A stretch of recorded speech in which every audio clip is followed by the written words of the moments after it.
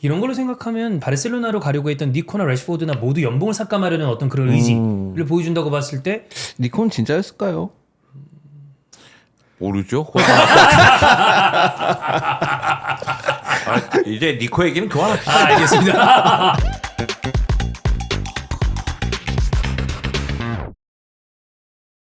(2025년 7월 7일) 월요일입니다. 16시 향해 가고 있습니다. 히든볼에서 스타트 하겠습니다. 안녕하세요, 박종윤입니다. 안녕하세요, 송영주입니다. 안녕하세요, 박찬입니다. 형님 머리를 좀 약간 짧게 자르신 것 같아요. 네네네. 네. 네. 니코의 이적 실패에 따른 어떤 이발이라고 보면 될까요? 아니 뭐 그런 건 아닌데 네. 공교롭게 뭐 그렇게 됐네요. 네. 그 여파는 좀 어떻게 약간 수습이 되셨나요, 형님? 아니 뭐 여파도 없어요. 그래. 오기 싫은 놈 오지 말라고 하세요. 그러기에는 굉장히 좀 많이. 그러게 그 앞에 한 말들이 있는데 호랑말코 같은 새끼.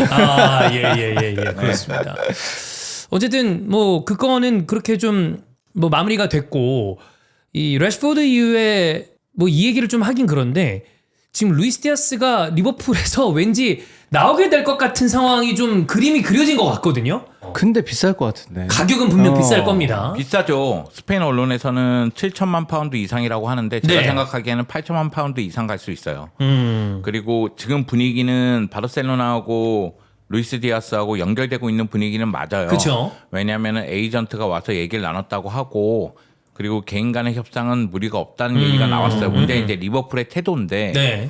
리버풀 입장에서는 최근 안 좋은 일이 있었잖아요. 뭐 그렇죠. 디오고 조타가 세상을 떠났는데 그 장례식과 관련해서 루이스 디아스가 또 비판을 듣고 있어요. 예. 그런데 문제는 뭐냐면, 그러면 좀 자숙하고 조용히 있어야 되는데 그러지 않고 추모 기간에 또 인플루언서 파티 가가지고, 이건 잘못된 행동이죠. 그거는 100% 동의하는 바입니다. 뭐 이런 부분 때문에 루이스 디아스에 대한 판매가 그 전까지와는 스탠스가 좀 바뀔 수도 있지 않나, 상황이. 그러니까 이제 뭐 내부적으로 그 루이스 디아스가 이제 선수단끼리가 예. 약간 껄끄러운 관계가 될 수도 있으니 구단 입장에서는 이걸 정리해 두는 게 그쵸. 좋으니까. 어. 물론 이제 가장 좋은 그림은 구단 입장에서 루이스 디아스가 사과하고 예.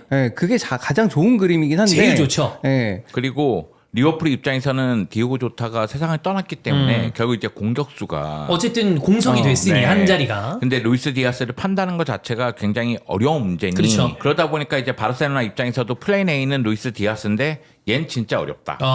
근데 어떻게 협상을 할지 좀 보자. 근데 협상 개판으로 하잖아요. 네. 그래서 안 될 것 같고요. 예. 그래서 래시포드가 가능성이 좀 높지 않겠느냐.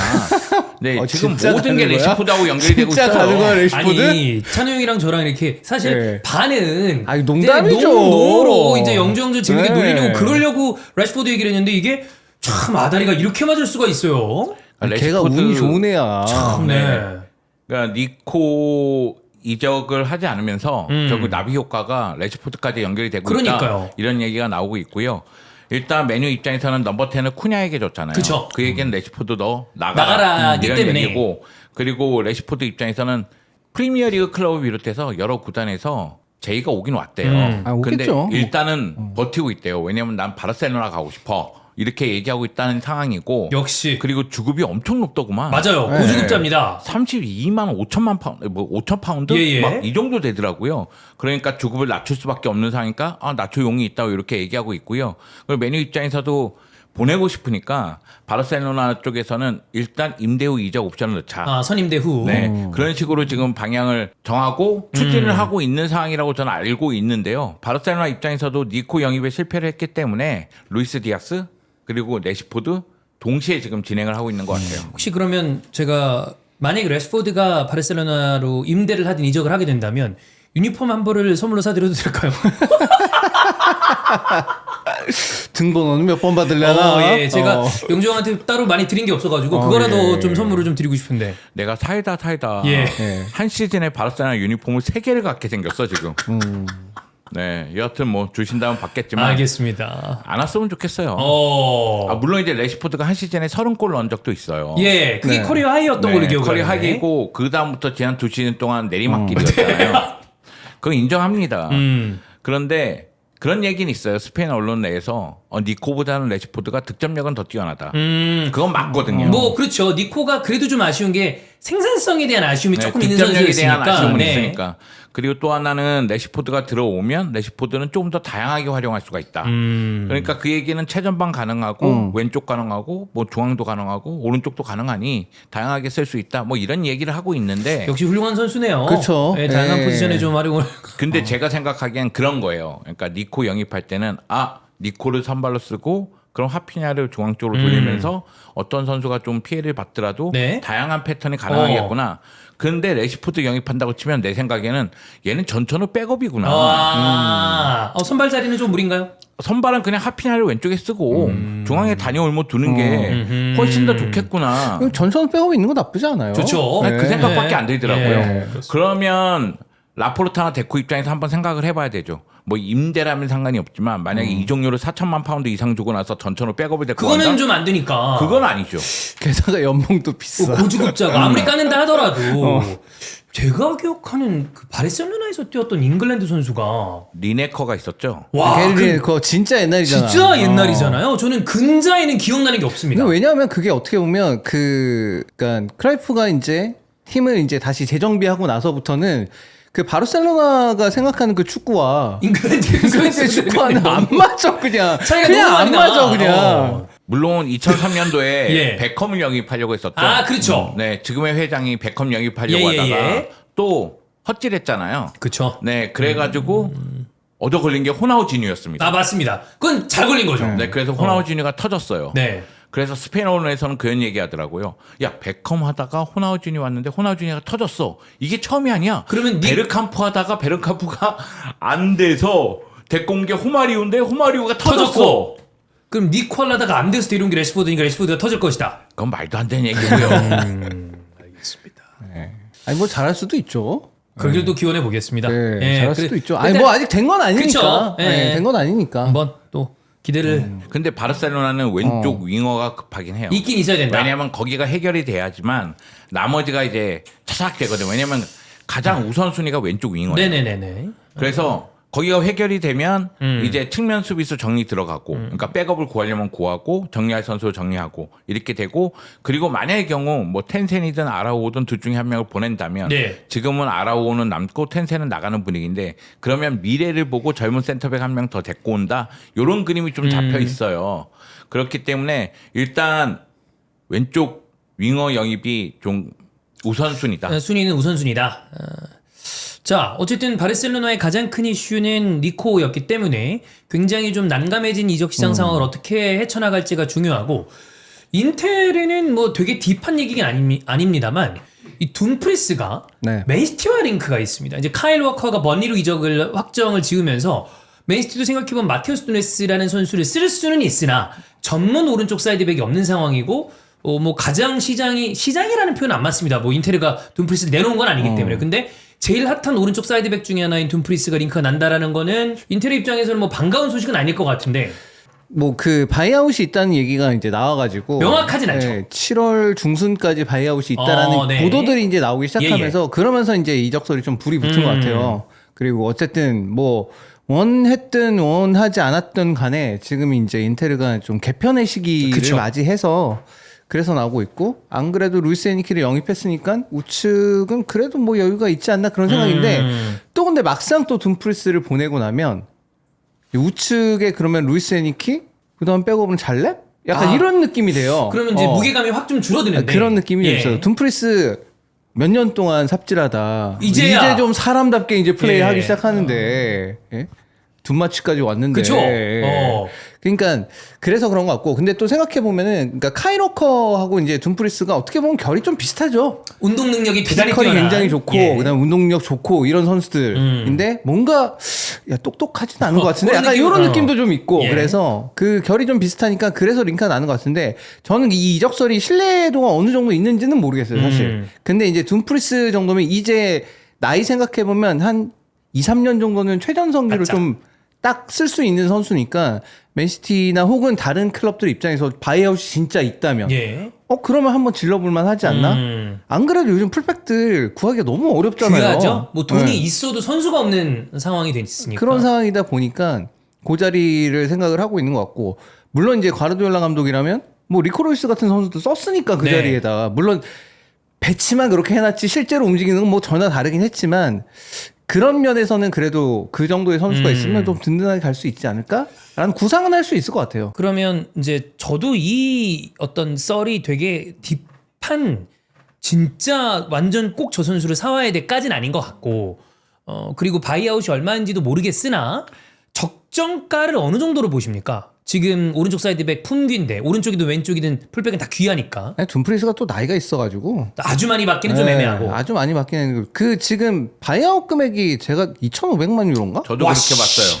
야 이거 너무 싸다. 그래서 2,500만 유로 그러니까 그때는 몰랐지. 만약 그 실제로 그렇다면 네. 계약할 때 그때는 몰랐겠죠. 얘가 이렇게 개가천선 할 줄 몰랐겠지. 야, 그 돈이면 이거는 뭐, 네, 이거 거의 그때는 지금 몰랐겠지. 거전데. 네. 스페인 언론에서는 바르셀로나하고 이적설도 나왔어요. 맞아요. 왜 그러냐면 아까 얘기했다시피 스페인 언론이 보는 바이아웃 금액이 2,500만 네네. 유로예요.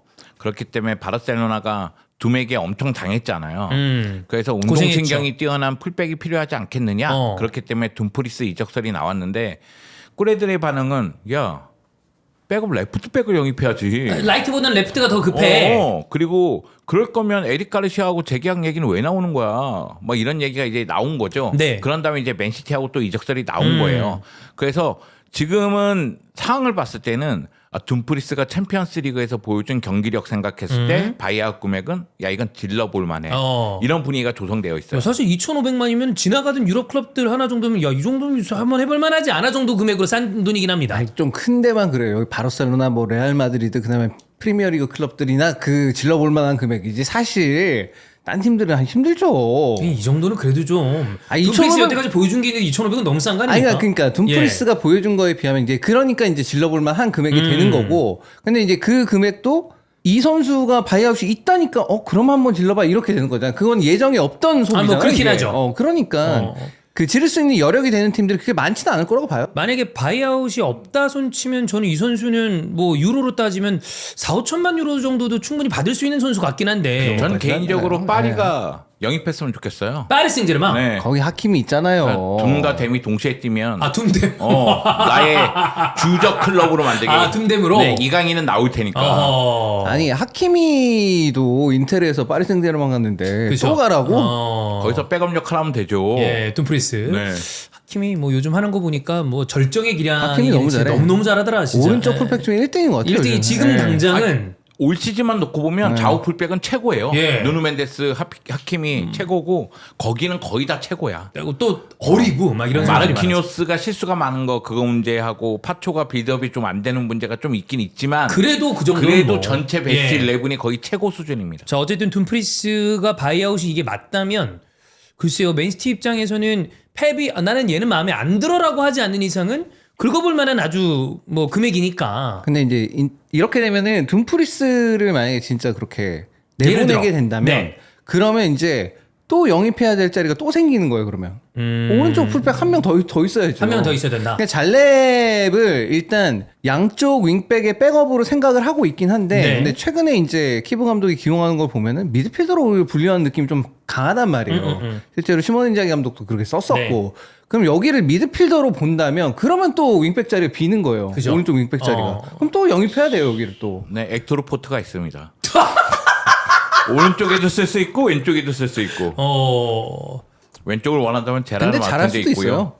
네 여기 오면 잘할 수도 있어. 그럴 수도 있어요. 하긴 또 근데 리그 바꾸고 팀 바꿔서 잘 되는 선수들이 없는 게 아니기 때문에 그리고 여러 번 얘기했지만 바르셀로나 같은 팀들은 수비수들이 부담스러워요. 좀 고생하는 팀이죠. 플레이하기에 굉장히 어렵습니다. 지금 바르셀로나는 니코로 좀 시끄러웠고 그다음에 인테르는 굳이 따지자면 둠프리스가 좀 얘기가 있었고 추가적으로 하나 얘기하자면 차라놀로는 지금 팀을 약간 떠나는 방향으로 가는 건가요? 찰 같은 경우에는 지금 그 가장 이제 유력한 인테르의 공신력이 가장 있는 기업 비아신 같은 얘기는 아무것도 없다. 그럼 이게 일단 맞는 건데. 아무것도 없다라는 얘기를 지금 지속적으로 하고 있고 일단 이 이적설이 불거지게 된 건 라우타로가 이제 그날 플루미넨시 경기 패하고 그쵸. 나서 이제 좀 일가를 했죠. 열심히 하고 싶지 않아서 나가라. 떠나라. 그 얘기를 하고 그 다음에 그걸 받아서 마로타가 차라놀로 얘기다라고 딱 찍어서 얘기를 하는 바람에 예. 그 다음에 이제 차라놀로 이적설이 갑자기 확 불거지긴 했어요. 실제로 이제 차라놀로 개인은 뭐 갈라타사라에서 뛰고 싶어 하는 게 그게 뭐 비밀도 아니고 언젠가는 거기서 뛰고 싶다는 얘기를 뭐 했으니까 네. 그 이상한 건 아닌데 이제 중요한 거는 그러면 갈라타사라이가 공식적으로 오퍼를 내거나 혹은 뭐 의향을 좀 물어봐야지 이게 진행이 되는 건데 갈라타사라이가 보면은 그 튀르키예 클럽들이 보면은 선수들 연봉은 꽤 잘 챙겨주는데 이적료는 또 그렇게 안 주는 그러니까요. 그런 느낌이어서 차라오는 지금 시장 가치라는 게 한 4천만 유로 되거든요. 뭐 이 정도 선수 잘 없으니까 그 정도 충분히 받을 수 있죠. 그것도 나이가 지금 있으니까 네, 이제 4천만 맞아요. 유로 정도 되는 거지. 만약에 나이가 한 2살만 어렸어도 그럼 한 6, 7천만 5천, 이상 6천 넘어가죠. 막 이렇게 갈 정도의 그 정도의 퍼포먼스를 보여주는 플레이어니까 4천만 유로를 그럼 인테를 그럼 4천만 유로 내면 보내줄 수도 있어라는 얘기를 그 보도들이 나오고 있고 근데 갈라타사라이 입장에서는 우리는 한 1,500만 정도는 줄 수 있는데 그러면 그거 안 맞잖아. 차이가 너무 많이 나니까. 진짜 그 찬우 형님 말씀대로 여기가 연봉은 세게 쏘는데 이적료는 또 그게 크게 지불을 안 하는 타입이라 4천만에 대해서는 본인들이 좀 이제 낼 의향이 없다라고 그러면 결과적으로는 비하신 얘기대로 그냥 딜이 이루어지지 않는다. 네. 지금은 아무것도 진행되는 것이 없다라고 얘기가 났고 뭐 차라울루가 사실 지난 시즌의 퍼포먼스가 그렇게 좋다고 보기는 어렵죠. 그죠. 부상도 좀 있었고 부상 복귀한 이후에 퍼포먼스가 그렇게 좋지 못했기 때문에 예. 근데 또 생각해보면 브로조비치 부상으로 빠지고 난 다음에 그 자리를 너무너무 잘 메꿔줬기 때문에 고마운 부분도 있고 뭐 저는 아직까지 역시 통수 어디 안 가는 이렇게까지 생각하고 싶진 않아요. 그냥 본인도 별 얘기 안 하고 있고. 예. 근데 이제 이게 제가 이제 그 다른 거 찍을 때도 얘기를 했지만 네. 그게 좋다고 생각하지 않는 게 그 말을 하는 순간 다 여기서 물어뜯고 아이고 그죠. 저기 불화 있구나 저기 감독도 바뀌었는데 저거 퍼포먼스도 안 좋고 지더니 결국 나오는구나 그냥 그렇게 된 것 같아요. 근데 그게 이제 어쨌든 마로타의 행동이 저는 마로타도 왜 그런 말을 했는지 잘 이해는 안 갔는데 그때 얘기한 것처럼 어쨌든 차라울루를 딱 집어서 얘기하니까 그쪽 좀 집중된 감이 있긴 해요. 그쵸. 없었으면 누구네 막 이렇게 뭐 리스트 써가지고 막 그게 더 나빴을 수도 있죠. 그러니까 여기 살생부 있네 뭐 없네 뭐 이렇게 될 수도 있으니까 그거는 안 되고 차라리 쪽으로 집중된 감이 있긴 해요. 근데 뭐 그게 그나마 다행이라면 다행인데. 그러니까 사실 원래 원초로 돌아가면 그러니까 아무리 그런 상황이 있다 하더라도 라우타로가 이제 바카데다가 그런 얘기를 하는 게 안 하는 게 제일 좋은 그림인데. 그거는 이제 VC를 키운 거지. 그렇죠. 이게 내부 일이 바깥쪽으로 나가는 순간부터 언제나 골칫덩이가 되니까. 전반적으로 그 플루미넨시아 경기가 하여튼 본인도 그렇고 네. 전반적으로 선수들이 좀 안 좋았던 것 같아요. 그런 것 같아요. 안 좋았던 것 같아요. 그러니까 챔결과 어떤 그 시모네 인자기 감독이 끝나고 난 다음에 내상이 여전히 좀 치유가 다 안 되고 있는 느낌이라고 봐야죠. 근데 인테르 입장에서 얘기하자면 제 느낌입니다. 인테르가 그래도 챔피언스리그 결승전에 오른 팀이잖아요. 그죠? 그러면 유럽 최정상을 다투는 팀이었단 말이에요. 근데 그 자리를 이끌었던 감독이 나가고 경험이 굉장히 부족한 키부 감독이 왔어요. 그러면은 인테르가 이제 팀을 만들어가는 과정인데 그 과정에서 플레미네시에게 승리할 거라고 생각했는데 이거는 그냥 패배했단 말이에요. 그러니까 이 충격이 선수들 팬들에게는 왔겠죠. 은근히 클 것 같아요. 저도 이 팀 이제 새로 시작해야 되는데 초반이 안 좋구나 이런 느낌이 더 강하니까 그런 느낌에서 봤을 때는 내부적으로 이번 기회에 좀 더 응징력을 높이는 게 더 좋다는 생각도 들어요. 뭐 이래저래 어쨌든 다음 시즌 이제 돌아오는 시즌이 시작되기까지는 아직 시간이 남아 있으니까 그 동안에 좀 팀 내 분위기를 좀 봉합을 해야죠. 뭐 이제는 다 휴가들 가가지고 네. 휴가들 가서 좀 가서 쉬면서 그래 머리 좀 비우고. 머리 좀 식히고 자, 뭐 인테르가 좀 그렇고 스페인 쪽으로 넘어와서 아틀레티코 마드리드의 이적 시장도 지금 나름 바삐 움직이고 있는데 일단 그 바이나 네 바이나는 오피셜이 네, 떴죠. 떴어요. 예. 바이나는 뭐 최근의 플레이가 굉장히 리가에선 좋았던 선수입니다. 바이나는 좋은 선수죠. 네. 저는 바이나 영입은 굉장히 긍정적으로 봅니다. 사실 아틀레티코 마드리드 영입 잘하고 있어요. 지금 이 순간 한 7,500만? 8천만 쓴 것 같아요. 왜냐면은 후아무소에게 한 300만 쓴 것 같고 렁글레는 FA로 왔고 네. 그 아탈란타 레프트백 루젤이 영입했고 그리고 바이나 영입했거든요. 네. 그런데 지금 생각해 보면 영입 자체는 매우 잘 돌아가고 있어요. 그리고 나서 이제 센터백 영입하고 로메로 건으로 이제 넘어가야죠. 로메로 영입할 수 있을지 봐야 되겠고 그리고 앙헬꼬레가 떠난 이 공격수 한 명. 근데 여기에 드리블러를 원한다고 하더라고요. 그러면은 제가 느끼기에는 윙포워드라든가 아니면 다양한 위치에서 뛸 수 있는 드리블이 뛰어난 선수를 시메오네가 아마 찾고 있지 않을까 그런 생각은 드는데 전체적으로 영입은 굉장히 잘 되고 있어요. 그리고 제가 바에나 영입이 좋다고 얘기한 이유는 바에나는 삼선과 2선, 1선에 연결할 줄 알아요. 그리고 왼쪽에서 뛸 줄 알고 중앙에서 뛸 줄 알고 그래서 시메오네 감독이 바에나를 다양하게 쓸 수가 있어요. 4-4-2에서 그냥 왼쪽 윙어로 쓸 수도 있고 또는 뭐 포메이션을 바꿔서 중앙 쪽에 배치할 수도 있고 그리고 그리즈만이 사실은 경기를 풀어주는 역할을 많이 했는데 이제는 약간 하향세잖아요. 나이도 있고. 네. 예. 그 점을 고려했을 때는 오히려 이렇게 키패스 많이 하고 득점계를 많이 만들어주는 선수가 나오는 게 더 좋다. 그렇죠. 여기다가 훌리안 알바레스 득점력, 셀로트 득점력 생각하면은 바이나가 여기서 가세를 하면은 조금 더 득점계를 많이 만들면서 골을 많이 넣지 않을까? 그리고 비아레알에서 셀로트하고 바이나가 발을 맞춘 경험이 있습니다. 아, 그렇죠. 네, 그것까지 생각하면 바이나 여기면 매우 좋다. 근데 로메로 이적은 생각보다 쉽지 않을 가능성이 커 보입니다. 왜냐면 상대가 또 랩이기도 하고. 거기 많이 어려워요. 예, 이게 로메로가 본인이 원한다라고 한다 하더라도 계약 기간이나 이런 걸 너무 생각했을 때 길게 나왔어. 예, 쉽게 그러니까 결국에 이적이 불가능하진 않으나 굉장히 높은 이적료를 줘야 될 가능성이 큰데 세금 이슈나 이런 것 때문에 또 아틀레티코 마드리드는 최대한 주려는 돈을 깎으려고 하고 근데 레비한테 돈 깎는 건 굉장히 어려운 일이죠. 이게 로메로가 이제 토트넘을 갈 때 생각해보면 사실 아탈란타 같은 클럽은 네. 좀 쿨한 편이에요. 그래서 뭐 돈 오케이. 뭐 이 정도만 주면 오케이 맞춰줘. 너도 가고 싶지? 오케이 가도 돼. 약간 이런 느낌에 가까운 클럽인데 근데 토트넘 또 안 그렇잖아요. 하지만 레빈 다르죠. 여긴 또 안 그래. 레빈 달라. 야 너 계약 기간 지켜야지. 예. 어딜 나가? 약간 아니, 이런 돈 느낌이잖아. 가져와. 그리고 아니 돈 많이 가져와. 돈 가져오면 야 생각해보면 그 돈 안 될 것 같아. 단일 만나서 좀 더 줄래? 약간 이런 느낌이기 때문에 레비랑은 쉽지가 않습니다. 이건 진짜 이 로메로가 본인 개떼깡을 피워도 잘 안 될 느낌이에요 이거. 이게 지금 나오는 기사만 놓고 봤을 때 로메로도 팀과 신의를 저버리고 싶진 않다. 신사적으로 가겠다라고 하지만 이게 쉽지는 않을 가능성이 근데 커 보입니다. 로메로는 자신의 의사를 밝혔어요. 네. 그쵸. 제가 가고 싶다고. 보기에는 가고 싶다고 밝힌 거예요. 음. 근데 이제 레비 회장이 로메로를 잡고 싶어해요. 그쵸. 그렇기 때문에 토트넘 팀 내 최고 주급 계약을 맺으려고 했어요. 근데 이것을 로메로가 거절을 했고요. 그러다 보니까 로메로 입장에서는 시메오네 감독 밑에서 새로운 도전하고 싶어. 근데 레비 회장이 그러면은 적정 가격이 매겨줘야지. 이 얘기는 뭐냐면 내가 원하는 가격을 매길 가져와라. 거야. 이런 느낌이죠. 근데 이제 아틀레티코 마드리드 입장에서는 옵션 포함하면은 한 6,500만 정도 보는 것 같아요. 제가 보기엔. 그 정도 보는 것 같은데. 토트넘은 시작 금액을 7천만으로 보고 네, 있습니다. 근데 거기는 네. 7천만부터 시작하니까. 수비수를 그 돈 주고. 그러니까 센터백 이 정도 금액이면은 이전으로 따지면 다 사실 레코드급 금액인데 네. 뭐 요즘에는 워낙에 레코드들이 높으니까 쉽지가 않아요. 네. 그래서 다른 센터백하고도 연결되고 있습니다. 인카피에하고 연결되는 걸로 알고 있는데 거기는 바이아웃 금액이 6천만일 거예요. 그래서 상황을 좀 지켜봐야 돼요.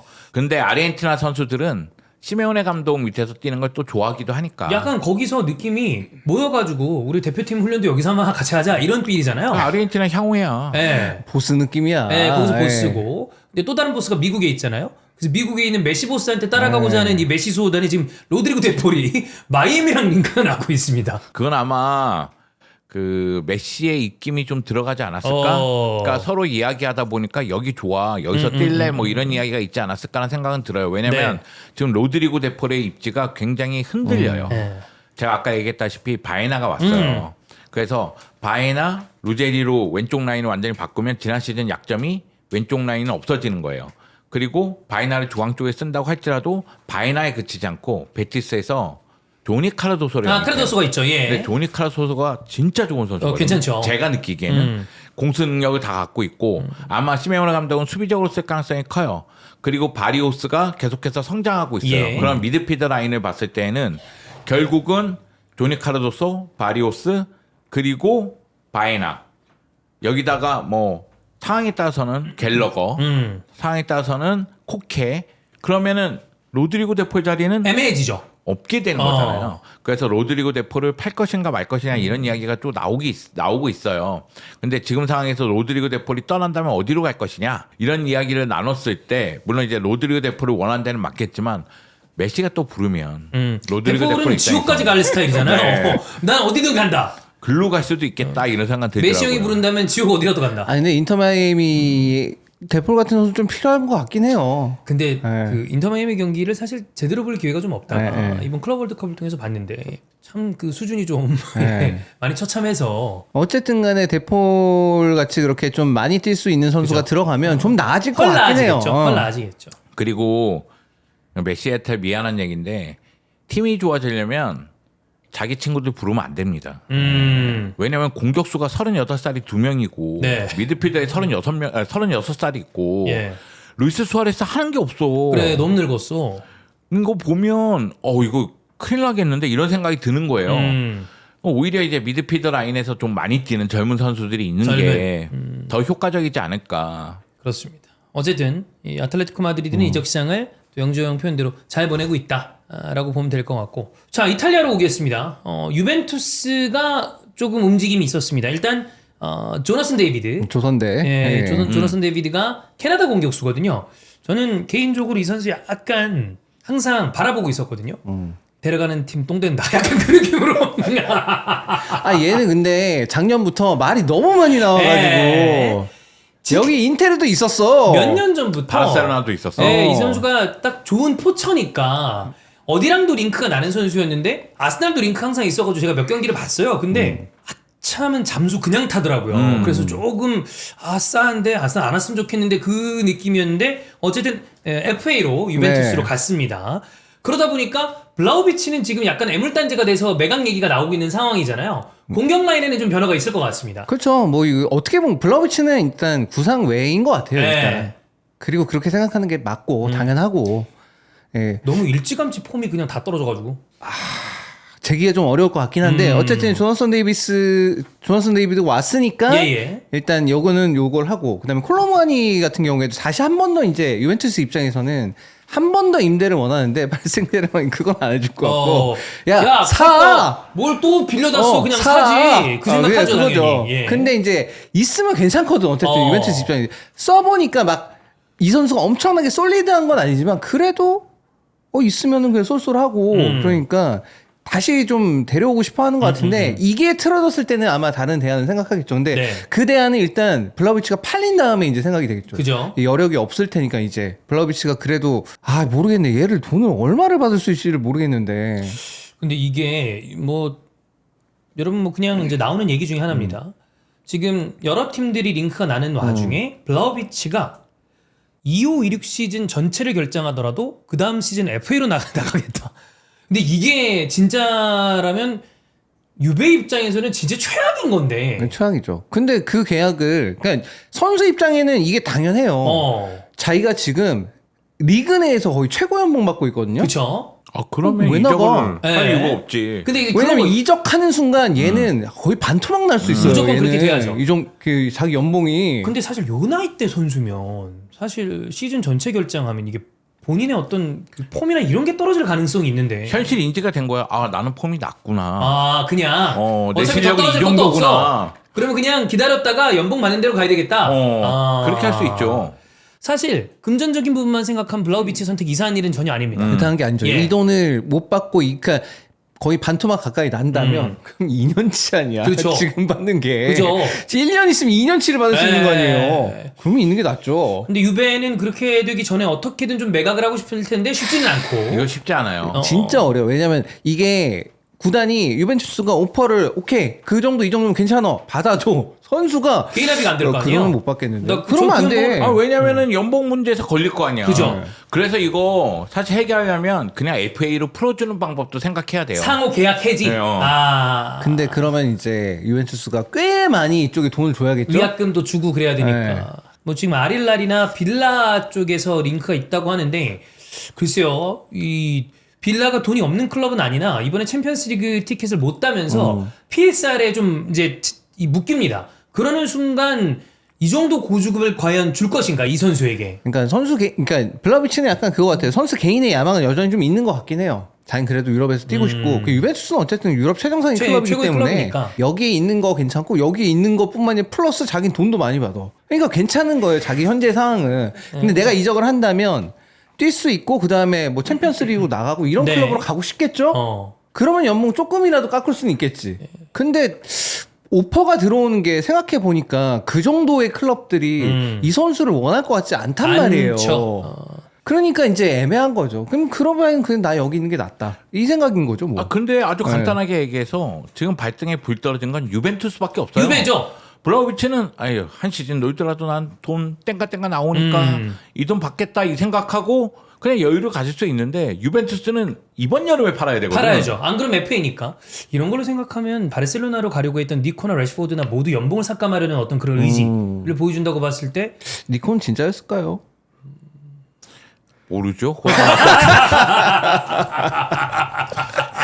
이제 니코 얘기는 그만합시다. 알겠습니다. 나는 이름에 코만 들어가면 짜증나. 내가 사실 이제 이게 유벤투스 팬들 입장에서 되게 좀 열받는 부분이죠. 굉장히 빡치죠, 사실 이거. 이 선수에 대한 기대감이 엄청나게 컸고 네. 피오렌티나 영입하고 나서 얼마 안 돼서 골도 넣고 야 드디어 됐다. 제대로 된 애들 데리고 왔다. 왔구나. 그리고 얘 또 얘기할 때도 뭐 나는 내가 엘링 홀란이랑 비견될 만한 선수라고 생각한다 막 이러고 그랬는데 당시 기세는 그럴만했다. 네, 그럴만 하긴 했으니까 뭐 나이도 똑같고 그쵸. 골도 많이 넣고 그랬으니까 하지만 네, 어느 순간 그냥 완전히 폼이 망가져가지고 그렇습니다. 뭐 그렇게 돼버렸는데 뭐 그 일단 저는 이제 그 생각을 해요. 유벤투스가 너무 성급하게 계약을 했다 예. 이거를. 그러니까 그때는 아마 생각이 그거였겠죠. 이 선수가 몇 년 지나면 당연히 뭐 유럽에서 최정상급 선수가 되겠지라고 해서 이제 차곡차곡 올려주는 계약을 했는데 그게 이렇게 너무 될 세게 줄이야. 빡 이렇게 그래. 네. 이런 주국 계약은 잘 생각하고 진짜 해야 돼요. 조심해야 돼요. 네, 자칫 잘못하면 애물단지를 그쵸. 껴안고 있는 상황이 됩니다. 네. 그러니까 잘하고 나면 보상으로 재계약하는 게 나아요. 그래, 그게 나아. 그런데 꼭 어떤 놈들이 이적한다고 하고 1년마다 계약하려고 하고 다른 팀 이용하고 그런 호랑말코 같은 새끼들이 너무 많다는 거죠. 제가 보기엔. 예. 자, 블라우비치가 이런 상황이고 지금 유벤은 더글라스 루이즈를 매각을 하려고 하는 것 같고 제이든 산초는 인 링크가 있습니다. 네. 네. 제이든 산초는 이탈리아 무대로 가면 좀 어떨까요? 나쁘진 않을 것 같아요. 오. 거기가 왜냐면 그 윙어들이 그렇게 속도도 속도인데 어쨌든 제이슨 산초는 전 개인적으로 똑똑한 선수라고 생각을 해서 그냥 피지컬적인 능력이나 운동력은 약간 다른 윙어들에 비해서는 떨어지지만 그 대신에 이제 동료들을 활용하는 플레이 같은 거는 상당히 좀 잘했고 네. 그걸로 재미를 많이 봤던 게 이제 도르트문트 시절이었기 그쵸. 때문에 그런 플레이를 맞춰줄 수만 있으면 꽤 괜찮을 거라고 생각을 해요. 그러니까 이 선수가 아예 꽝은 아니야 솔직히. 그죠? 네, 그냥 이게- 잘 안 맞는 부분들이 있어서 그렇지. 기대도 너무 컸고 예. 이적료가 많이 발생했는데 그거보다 떨어지는 거라 그렇지 만약에 금액이 싸면 그쵸. 그 정도 평가받을 선수는 그리고 아니죠. 또 생각해보면 맨유가 그 맞춰주기 좀 힘들긴 했어요. 네. 솔직히. 여러 가지 면에서 봤을 때는. 사실 영입을 안 했어야 되는 건데.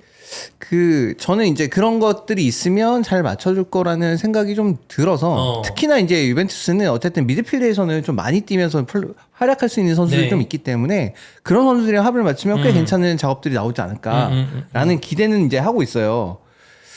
근데 이제 이것도 결국에는 뭐 돼봐야 아는 거니까. 이게 지금 더글라스 루이즈가 맨유랑도 링크가 있으면서 실제 어떤 형태는 그렇게 될지 모르겠지만 그림상 수합이 될 수도 있지 않냐라는 얘기도 나오고는 있습니다. 왜냐하면 맨유도 지금 삼선 보강이 필요한 팀이긴 하니까. 그래서 더글라스 루이즈는 제가 봤을 때는 잉글랜드에서는 원래 괜찮게 했던 선수니 다시 돌아가서는 뭐 나쁘지 않을 가능성도 있고. 근데 저는 더글라스 루이스 별로 이렇게 신뢰가 없습니다. 좀 망가졌다. 왜냐하면 이 선수가 결국 빌라에서 터진 게 네. 그렇게 긴 기간이 아니에요. 못하다가 터진 거예요, 얘가. 그건 맞죠. 네. 그냥 그랬죠. 못할 때 욕 엄청 먹었는데. 맨시티 뭐 이렇게 관련돼서 어쨌든 네. 이 선수가 재능은 있는데 그에 상응하는 어떤 퍼포먼스를 보여주지는 못했다. 물론 그러다가 이제 저도 이제 그 얘기를 했죠. 터졌을 때, 야, 그래도 가르델라가 찍으면 다 되긴 되네. 그 얘기를 했는데, 그 빌라에서 터졌을 때. 맞아요. 근데 그러고 나서 유벤투스 왔는데, 얘 맨날 아프고, 나와서도 뭐 무색무취, 영향력 하나도 없고. 그럼 얘를 왜 영입했나? 그러니까 기대감이 있었겠지, 당연히 영입할 때는. 결국에는 그 자리에 돌고 돌아서 로카텔리가 그냥 거기 그죠? 정착하게 돼버렸고. 근데 여기선 폼이 일단 많이 떨어진 상황에서 다시 이적을 하는데, 근데 그 팀이 또 맨유다? 나 이거 되게. 좀 불안하다. 되게 리스크 있다고 봐요. 맨유 입장에서 리스크가 크겠죠. 맨유 입장에서는 이제부터는 이적 시장에서 실패하면 안 돼요. 실패하면 안 되니까. 그래서 뭐 공격 라인에 쿠니아, 은베모 이런 선수들이야 사실 다 리그 안에서 잘 뛰었던 네. 선수들이니까 문제가 없는데 입증이 된 네. 선수들이죠. 근데 더글라스 루이즈는 어쨌든 뭐 이탈리아 무대에서 좋지 않은 상태로 다시 돌아온다고 그랬을 때 어떻게 될지는 모르는 상황이니. 그렇죠. 그냥 여기다 최근 폼이 안 좋잖아. 그렇죠. 그러니까 최근 폼이 안 좋은 선수를 영입한다? 이거에 대해서 과연 좋게 보는 팬이 몇 명이나 있겠느냐 이런 문제에 직면할 수가 있거든요. 모르겠습니다. 제이든 산초는 뭐 이탈리아 가서 좀 잘할 수도 있을 것 같은데 더글라스 루이즈를 영입하는 게 맨유가 맞는지에 대해서는 좀 의문이긴 하다. 잉글랜드 돌아오면 이탈리아 때보다 나을 것 같긴 한데 근데 메뉴 입장에서는 지금 다 정리를 하긴 해야 돼요. 해야 돼요. 뭐 아까 레시포드 얘기했지만 산초, 안토니 그리고 뭐 정리할 선수가 한두 명이 아니에요. 엄청 많죠. 네, 그래서 이 선수들을 빨리 정리를 해야 됩니다. 가르나초까지 쭉 정리를 해야지만 네.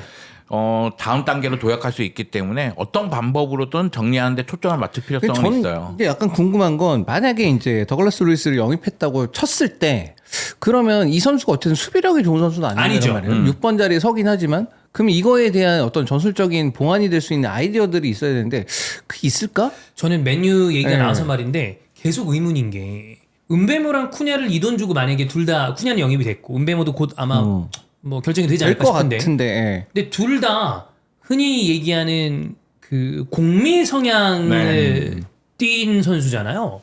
근데 여기에는 브루노 페르난데스가 있습니다. 다들 그거 궁금해요. 그래서 얘를 브루노로 그럼 3선으로 쓰겠다는 얘긴데 그러면 더글라스 루이즈랑 브루노 페르난데스를 중앙에 두고 뛴다 그러면 경기 그냥 줘버리겠다는 거 그러니까 아니에요? 만약에 진짜 둘을 그렇게 세운다. 네. 야 수비는 누가 하지? 아니 물론 부페는 열심히 뛰는 선수긴 뛰죠. 하죠. 열심히 뛰는 선수고 얘도 더글라스 루이스도 열심히 뛰어요. 네.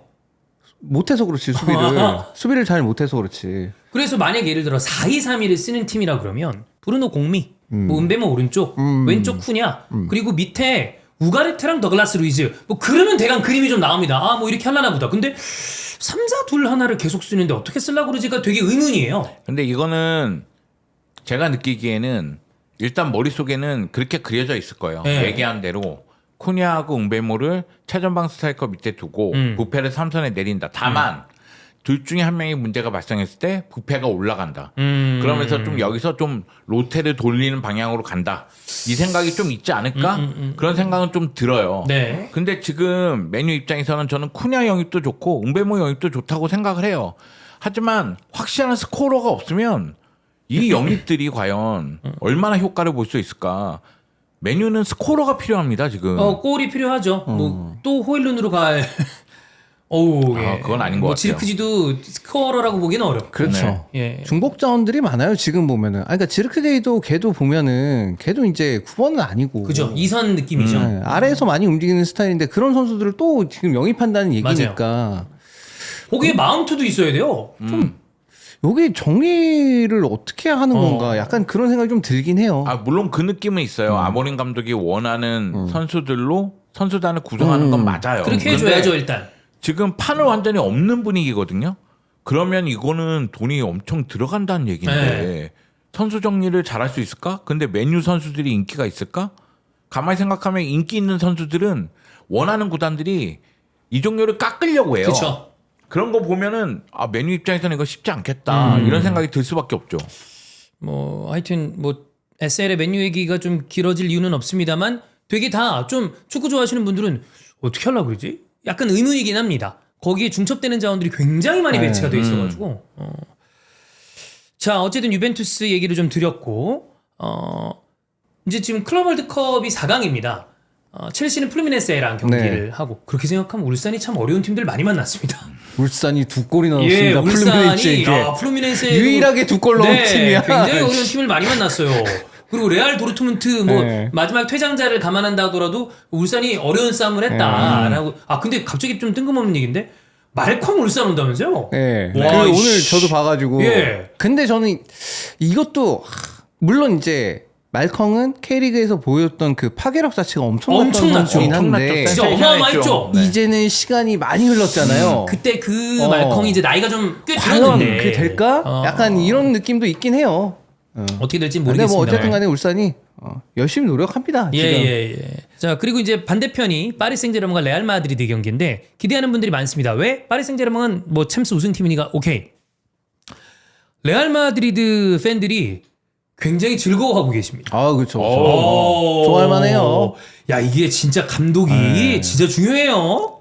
매 경기 새로워요. 네. 매 경기 재밌고. 사실 알히랄과의 경기에서 눈높이를 이렇게 있다가 좀 낮춰놨어요. 그게 이제 무승부로 끝났잖아요. 네. 물론 이제 발베르데의 PK가 성공했다면 이겼을 겁니다만. 그리고 나서 그 다음 경기 봤을 때 한 명이 퇴장당했는데 이겼어요. 네. 그리고 나서 아니 이거 뭐야 3백으로 가나? 그 다음 경기부터 3백 했는데 무실점을 합니다. 그죠? 그러면서 승리를 거뒀거든요. 근데 지난 경기 도르트문트전 4백으로 돌아왔어요. 근데 매 경기 전술적인 테스트를 하고 있구나 이게 느껴지고 매 경기 발전하고 있다는 게 느껴집니다. 여기다가 새로 영입한 선수 디나이선 잘했죠. 물론 이제 도르트문트전 퇴장을 당했고 그건 참 바보 같은 퇴장이죠. 네네. 그렇긴 한데 여튼 퇴장을 당하긴 했지만 디나이선 잘하고 있었고 아놀드는 발전한다는 게 느껴집니다.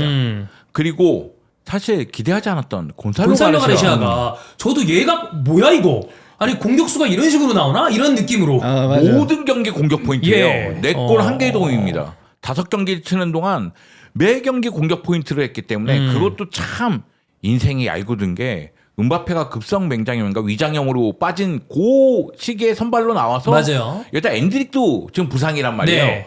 그 시기에 나와가지고 선발로서 매 경기 골을 넣어주고 있단 말이죠. 이렇게 기회가 주어져도 못하는 선수가 부지기수인데 그냥 바로 깊은 인상을 딱 줬으니까. 곤살로 가르시아는 이 피파 클럽 월드컵이 일생일대 기회라고 생각했다고 그걸 얘기했어요. 잡은 것 같아요. 네. 본인이. 그래서 보여주고 있다는 느낌이 들고 그러다 보니까 레알 마드리드 팬들 입장에서는 보는 재미가 너무 많은 거예요. 그쵸. 새로 나온 선수들 제 역할을 해주고 아니 이거 B팀에 있던 선수들이 올라와서 제 역할을 해주고 여기다가 초아맨이 추맨 잘하고 초아맨이 너무나 잘해주고 있고 예. 그러니까 이거 너무 좋은 거죠. 사실 저는 물론 레알 마드리드 팬들 우승 노리고 있겠죠. 그쵸. 당연히 우승 후보고요. 네. 그런데 저는 뭐 다음 경기 패배한다 할지라도 다다음 경기 패배한다 할지라도 실망감은 없을 것 같아요. 저도 이거 보는 재미가 사실 안첼로티 감독 하에서 트로피 딴 것도 많고 그렇지만 새벽에 일어나서 리가 경기를 니들이 봤냐? 챔스 얘기만 보고 할 얘기가 아니다.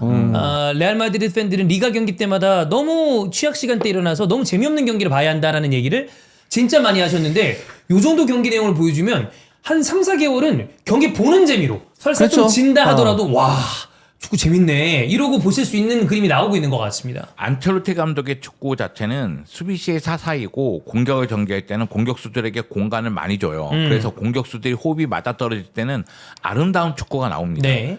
호흡이 맞아떨어졌을 때 물론 챔피언스리그 우승하고 라리가 우승할 때는 공격수들이 호흡이 맞아떨어지는 장면이 굉장히 많았어요. 그리고 그것이 안 됐을 때는 힘으로 누르는 호셀로 같은 선수들이 또 해결해주는 모습이 있었어요.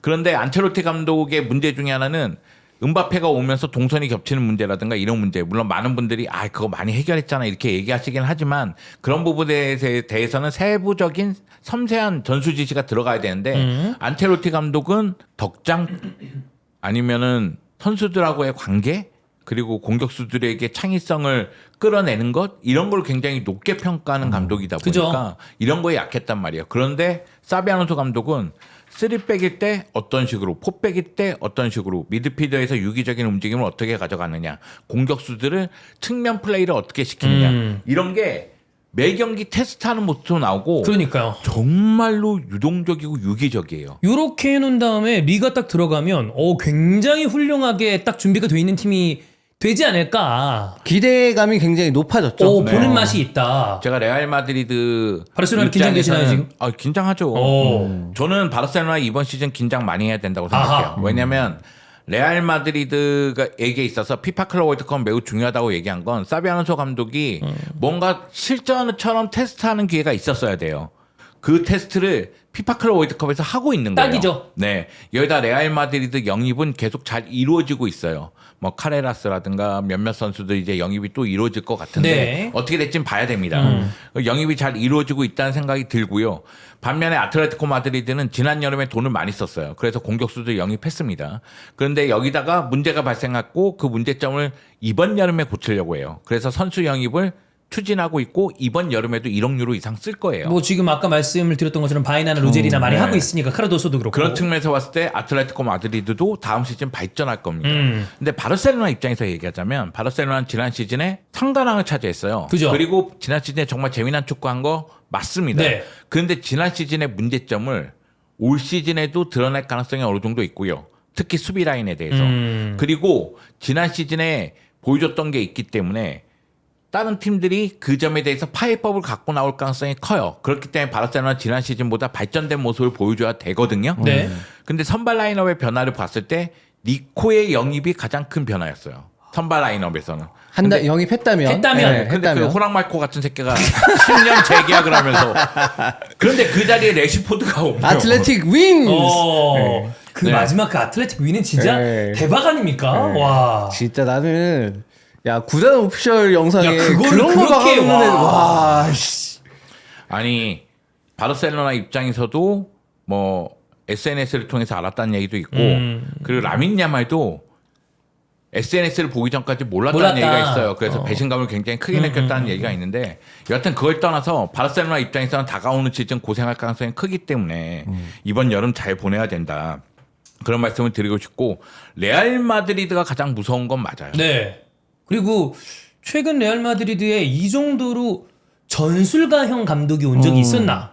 라고 물으면 3연패를 했지만 지네딘 지단도 어떤 엄청나게 임팩트를 주는 전술가라기보다는 본인의 카리스마와 이런 부분으로 좀 팀을 이끌어가는 쪽이 조금 더 도드라졌다면 알론소는 뭐 지금 일단 눈으로 보여주고 있으니까. 그렇죠. 제가 이런 얘기하면 좀 그렇지만은 이번 시즌까지는 안첼로티의 시대라고 봐요.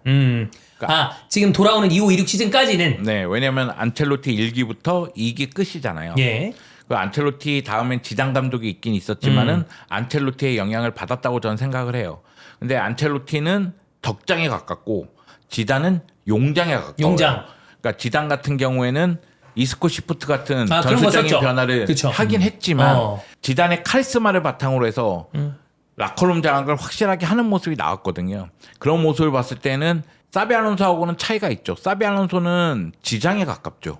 왜냐하면 제가 봤던 레알 마드리드 첫 경기 포백으로 나왔다가 아노이드를 하프 스페이스로 올리면서 3백으로 변화하는 모습이 있다가 그 다음에 추아메니를 3백으로 썼다가 그리고 추아메니가 위로 올라왔을 때 지난 도르트문트전 같은 경우에는 프란을 위로 올리면서 또다시 아노이드하고 재미 봤죠? 3백으로 바꾸는 그런 모습이 나왔기 때문에 네. 수비 라인만 얘기하면 이렇게 변하는 겁니다. 그리고 사실 알고 보면 자기들끼리 얘기해서 옮긴 거 아니야? 아니 우리가 알아서 해보자. 근데 근데 그 정도로 너무 변화무쌍하니까. 아, 그건 맞아요. 제가 MSN 같으면 그거 네. 맞다고 얘기해요. 그 얘들끼리 알아서 한다. 네. 그러니까 메시가 야 똥보 네가 최전방으로 가. 그러면서 그 위치가 조정됐다는 썰이 있잖아요. 그럼 수아레즈가 가고. 네. 메시가 중앙이고 수아레스가 측면이고 네이마르 측면이었는데 루이스 엔리케가 그렇게 위치를 잡아놨는데 메시가 야야야. 중간에 야야야 바꿔, 네가 바꿔. 최전방으로 가. 막 그러면서 이제 바뀌었다는 얘기가 있잖아요. 그런 썰이 있긴 한데 지금 사비 알론소는 그렇게 얘기하지 못하는 게 미드필더 라인의 변화를 보면 수비 라인보다 더 오묘해요. 그러니까 수비는 수비대로 변화가 많고 미드필더는 미드필더대로 변화가 많아요. 그러니까 이거는 조정할 수 있는 게 그죠? 아니에요. 진짜 머리가 좋은가 봐요, 알론소는. 근데 뭐 감독이 그건 뭐 태세- 레버쿠젠 있을 때부터 보여줬던 모습이기 때문에. 그리고 생각해보면 선수 때도 사실 옮겨 다닌 클럽이 최정상에 있는 클럽들만 딱딱딱 같잖아요. 뭐 리버풀, 레알 마드리드, 바이에른 뮌헨 다 마찬가지니까.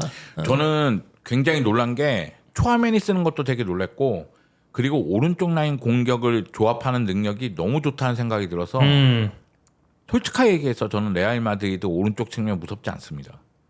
왜냐면은 레알 마드리드는 왼쪽 측면이 강했어요. 왼쪽이 강하니까. 네, 비니시우스, 음바페, 호드리고, 호드리고도 좌드리고일 때 강했어요. 그쵸. 그렇기 때문에 왼쪽 라인에서의 파괴력이 무서웠거든요. 근데 올 시즌은 오른쪽 라인이 무서워요. 그러니까 오른쪽에서 주드 벨링엄 빠지고 발베르데 빠지고 그 가운데 길러 아니면은 뭐 아노이드 지원 패스하고 그러니까 이 선수들은 움직이면서 공간을 찾아 들어가고 연동해서 들어가요. 그래서 오른쪽 라인에서의 파괴력이 굉장히 높단 말이에요. 네. 그런데 지난 경기 보면서 제가 그 느낌을 좀 가졌어요. 아 이렇게 가면은 왼쪽은 그냥 비니시우스 솔로 플레이에 맡기는 건가? 물론 비니시우스 솔로 플레이도 가능하죠. 무섭습니다. 워낙 뭐 솔프리 되는 선수니까. 근데 도르트문트전에서 프란을 프란. 올려버렸어요. 그러니까 그러니까 왼쪽 라인 파괴력이 확 올라가 버린 예. 거예요. 그리고 제가 지지난 경기인가 아르다 길러와 주드 벨링엄 발베르데가 미드필더 라인에서 뛴다면 미드필드 장악에 약간 문제가 있지 않을까? 물론 3백에 추아메니가 중심에 있으니까 순간적으로 올라가면 위로 올라가서 되죠. 여기서 수적 우위를 가져갈 수는 있겠지만 그럼에도 불구하고 아르다 길러는 공격형 미드필더 또는 윙어였고 네. 주드 벨링엄하고 발베르데는 수비력을 갖추고 있다고 하더라도 전천후 미드필더니까 전문적인 수비형 미드필더가 없다 보니까 미드필더 싸움에서 문제가 나오지 않을까 이 생각이 있었거든요. 이번에 추아메니 올려버렸습니다. 그리고 중원 장악해버렸어요. 수적 우위를 바탕으로. 그런 거 보면서 야, 이 감독은 내가 봤을 때는 전술적인 변화, 상황에 대한 대처 이런 부분에서 굉장히 뛰어나구나. 한지 플릭보다 위다. 부럽나요? 아, 이런 면은 부럽죠. 왜냐하면 상황 대처 이런 거는 좀 부러워요. 그때 이제 플릭이 좀 교체나 이런 게 약간 늦다 뭐 이런 얘기를 하셨었잖아요. 네, 그러니까 한지 플릭 감독 보면서 제가 느꼈던 건 지난 시즌에 한지 플릭 감독 보면서 진짜 놀랐거든요. 네. 플랜 A를 너무 잘 짜갖고 나왔어요. 그 오프사이드 트랩 이거 굉장히 어려운 건데 그죠? VR 도움을 받았다 할지라도 뭐 잘했으니까. 엄청나게 효과를 네. 봤거든요. 그래서 와, 플랜 A를 이렇게 짠단 말이야? 하피냐를 이런 식으로 이용한단 말이야? 이런 생각이 들면서 와, 한지 플릭 감독 플랜 A 엄청 강하구나. 저는 그런 거라면 한지 플릭의 어떤 이런 전술적인 능력이라면 래시포드도 확연하게 좀 살아날 수 있지 않을까. 아하. 감독이 무에서 유를 창조하지 않죠. 아, 래시포드는 무인가요? 무시포드. 저는 아까 전에 찬우가 둠프리스 얘기할 때 예. 저도 모르게 끄덕였습니다. 왜 둠프리스가 생각 없이 축구하는 경향이 있다. 그랬을 때 끄덕였습니다. 저는 그때 누굴 떠올렸느냐? 레시포드를 생각하고 있었어요. 야, 이거 자칫 잘못하다가 왼쪽에 레시포드, 오른쪽에 둠 아니야? 이런 생각까지 잠깐 머릿속에서 스쳐 지나가긴 와, 했는데 만약에 근데 둠프리스 바르셀로나 가가지고 좌시포드 우 둠프리스면 재밌긴 재밌겠네요. 네, 근데 그냥 저는 생각 없이 뛰는 애들만 있는 축구가 시작되겠죠. 근데 전 진짜 안 맞는 선수라고 생각하거든요. 둠프리스. 둠프리스랑 래시포드 래시포드 둘 다 바르셀로나에. 바르셀로나랑. 좀 그래서. 약간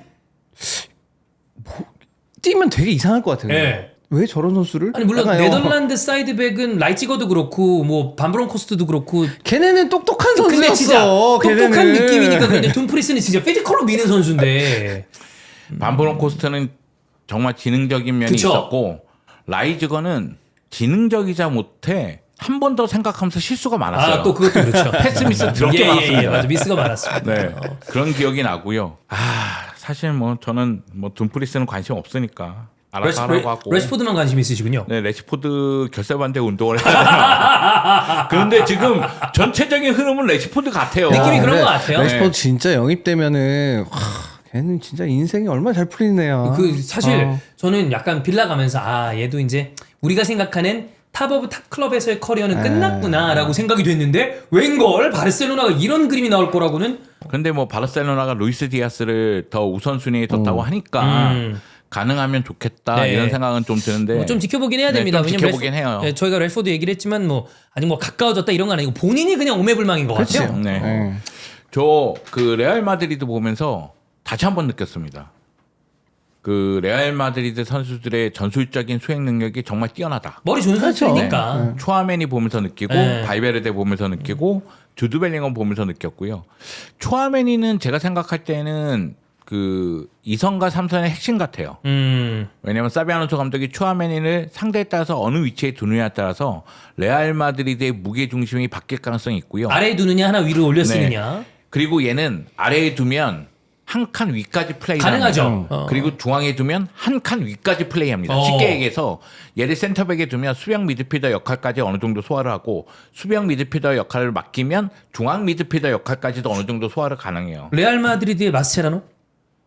봐야죠. 갈 길 멉니다. 예. 네, 엊그저께 추맨이었어요. 그렇습니다. 네. 그렇기 때문에 초아메니가 지금 이 순간은 매우 잘하고 있고 여기에 발베르데는 워낙에 영리한 선수고 주드 벨링엄도 그죠. 영리한 선수니까 다만 이런 식으로 가면 호드리고의 자리는 없다. 그럼 아스날로 오면 됩니다. 그런데 지금 레알 마드리드 분위기가 이종료가 8천만 유로?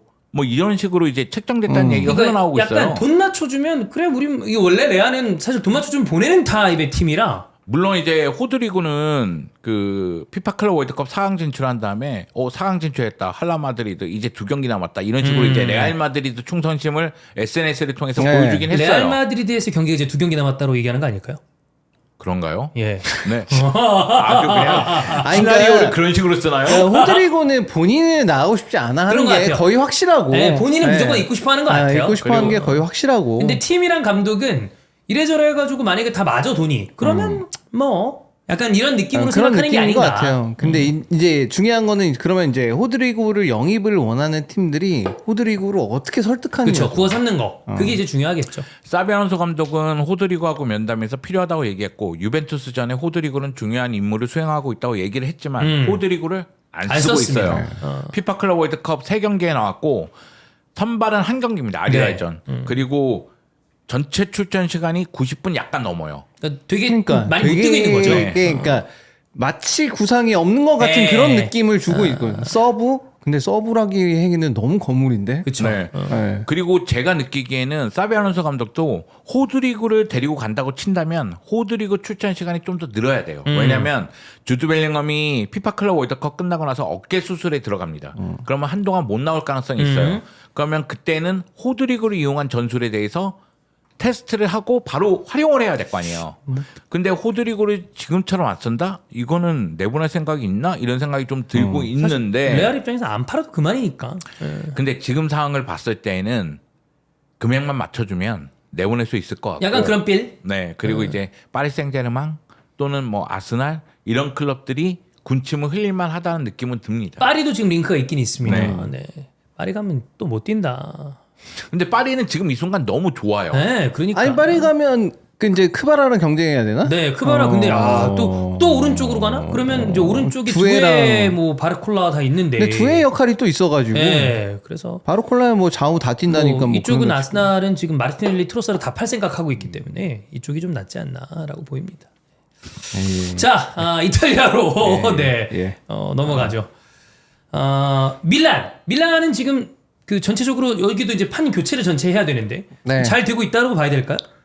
일단 뭐 굉장히 그 공격적으로 여러 선수들을 뭐 여기저기 이제 다 네. 알아보고 있는 것 같고 뭔가 체계를 이제 다시 세워야 되는 그런 시기고 그다음에 이제 감독이 새로 바뀌었으니까 그죠. 알레그리 감독이 이제 오고 나서 몇 가지 뭐 선수단 분위기 잡는 것도 좀 하고 이러면서 정돈이 돼가는 느낌이 있어요. 네. 그게 좀 긍정적이라고 봐요. 오. 어쨌든 주장단 딱딱 뭐 매니앙, 레앙 뭐 이렇게 딱딱 임명하고 이러면서 레앙 이적설이 또 많이 줄어들었고 맞아요. 테오는 팔릴 것 같긴 한데 테오에 대해서는 좀 신뢰도 구단 내부에서 신뢰를 좀 많이 잃은 것 같아서 테오는 팔릴 것 같긴 한데 그걸 제외하면 뭔가 이제 감독 바뀌고 그냥 보드진 교체되고 이러면서 시스템 다시 재정비하는 그런 느낌이 좀 있어요.